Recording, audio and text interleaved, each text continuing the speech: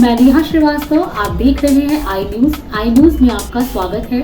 आइए नजर डालते हैं अब तक की कुछ प्रमुख खबरों पर। सीहोर अनुसूचित जाति विकास एवं जनजाति कार्य विभाग के जिला कार्यालय के पास बने छात्रावास में पढ़ाई के लिए आए छात्र छात्राओं को किताब की जगह झाड़ू पकड़ा दी और उनसे साफ सफाई करवाई गई। बच्चों में स्कूल में पढ़ाई की जगह सफाई करवाई। इस संबंध में जब जिला संयोजक हरिंद्र सिंह कुशवाहा से पूछा गया तो बेशर्मी से इस कार्य को स्वच्छता अभियान से जोड़ दिया गया। बेशर्मी की बात तो यही है कि स्वच्छता का नाम दे रहे हैं अधिकारी और किसी भी अधिकारी कर्मचारी के हाथ में झाड़ू नहीं है। तो ये कैसा स्वच्छता अभियान जिसमें दूर दराज से आए अपने घर परिवार को छोड़कर पढ़ने आई बालिकाओं से छात्रावास कैंपस की सफाई करवा रहे हैं। चलो चलो आगे बढ़ो।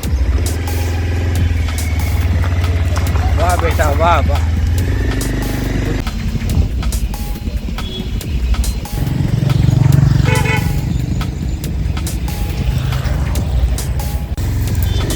आपसे किसने बोला काम करने का?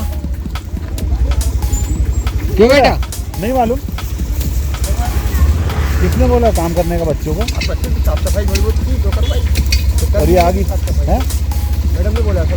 कौन सी मैडम ने? ये मैडम है ज्योति मैडम। आगे खड़ी ज्योति मैडम ने। ये 2-3 मैडम है। मैडम नहीं।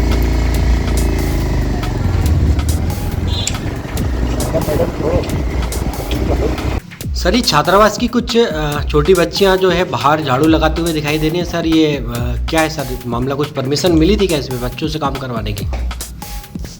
देखिए, चूँकि एक पहलू इसका ये हो सकता है कि स्वच्छता हम जो 16 तारीख से और 26 तारीख तक चला रहे हैं बीच में समय समय पर, जहाँ मंदिरों में भी आपने स्वच्छता देखी है, सभी कार्यालयों में स्वच्छता देखी है, उसमें हो सकता है ये छात्रावास अधीक्षक बच्चों से सहभागिता ले रही हूँ।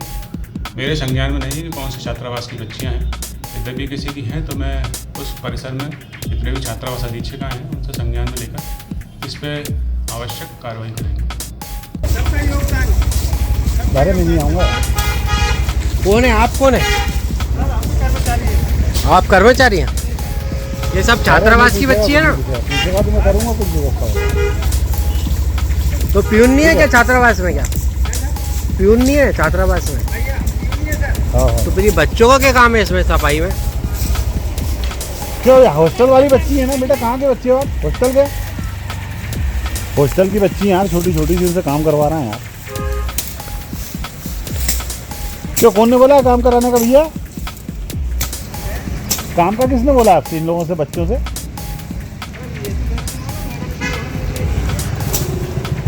हाँ अपन तो डीओ साहब से पूछ रहे हो वो कौन सी रीजनिंग से कौन ने बोला काम करना। पूरे भारतवर्ष को रामराज की प्रतीक्षा थी व 22 जनवरी को रामराज की शुरुआत हो गई।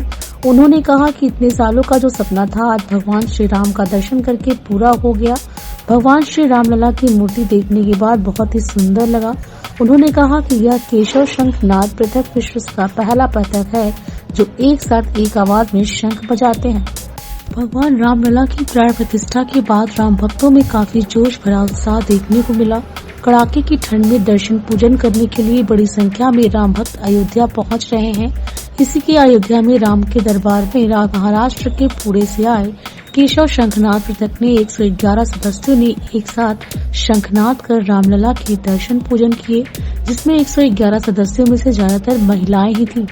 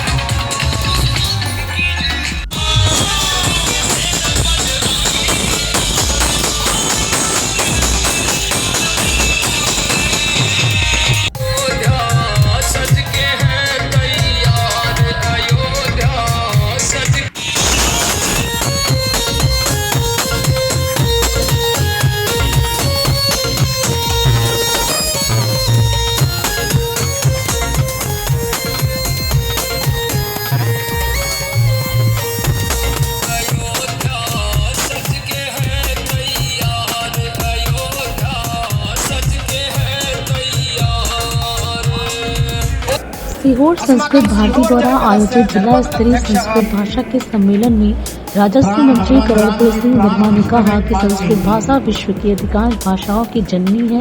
अगर हमें अच्छे परिवार का निर्माण, अच्छे समाज का निर्माण, एक अच्छे राष्ट्र का निर्माण या राम राज्य का निर्माण करना है तो संस्कृत भाषा को साथ में लेकर चलना होगा।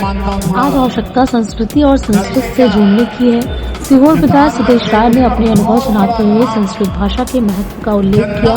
कार्यक्रम में संस्कृत भारती प्रांत संगठन मंत्री जागेश्वर पटले ने संस्कृत की महत्व व संस्कृत भारती के विधायक सहित विश्व स्तर पर कार्यों की जानकारी दी। इस अवसर पर धर्मेंद्र शर्मा, संस्कृत भारती प्रांत प्रचार प्रमुख पवन द्विवेदी भी उपस्थित रहे। सबसे बड़ी भाषा भी आपने देखा होगा कि जो राष्ट्र निर्माण में हमारे देश के बहुत ही लोकप्रिय प्रधानमंत्री राष्ट्र के नहीं पूरे विश्व के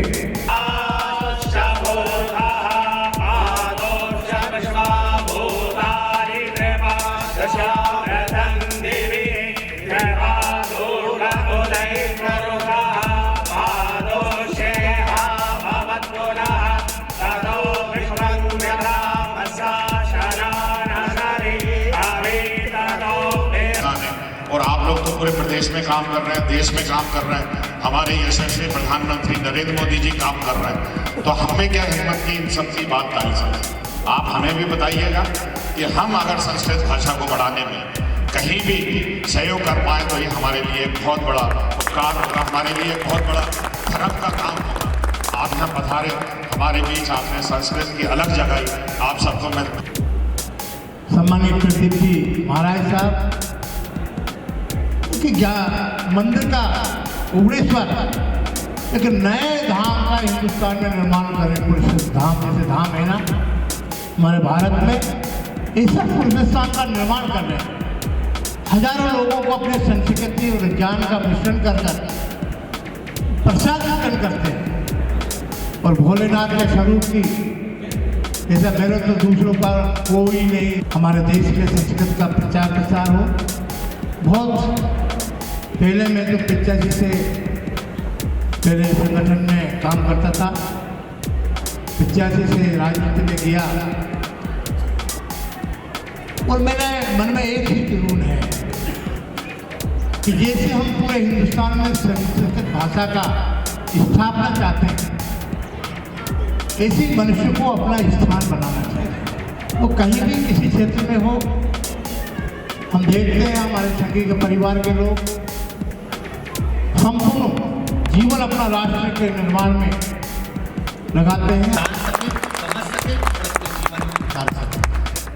इस संस्कृत भाषा के माध्यम से हमारे छोटे छोटे घर के बच्चे, जैसे अभी माननीय ने कहा कि हम इसको तीत बोलते हैं, दंत भूल गए, दांत भूल गए, तो उसी तरह एक एक शब्दों का हम अगर ध्यान रखेंगे और अपने परिवार के बीच में थोड़ा बहुत भी संस्कृत से जुड़े हुए शब्दों का संबोधन करना प्रारंभ करेंगे, बोलना चालू करेंगे, तो ये नित्य अगर थोड़ी थोड़ी भाषाओं में ये क्रम खाएगा तो ये पक्का है कि संस्कृत फिर वापिस वो अग्नि का रूप लेगी जो हमारे दोषों को, हमारे विकारों को, हमारे कष्टों को और हमारे दुखों को मिटाएगी। संस्कृत का नमाधन अर्थात वो नमाज है। ऐसी कोई वाणी, ऐसा कोई शब्द या ऐसी कोई श्लोक या कोई ऐसा भाषा का जो हमारी संस्कृत से नहीं है। प्रत्येक शब्द जो हम बोलते हैं वो हमारा संस्कृत से जुड़ा हुआ ही होता है। हिंदी बोलने वाला हो, उर्दू बोलने वाला हो, फारसी बोलने वाला हो, तमिल बोलने वाला हो, चाहे बंगाली बोलने वाला हो, जिस भाषा को वो बोल रहा है संस्कृत से ही निकलकर बोल रहा है। बस इतना है कि चूल्हे के अंदर अंगारा है, उसमें फूंक मारने की जरूरत है और वो फूंक मारने का कार्य ये संस्कृत भारती कर रही है।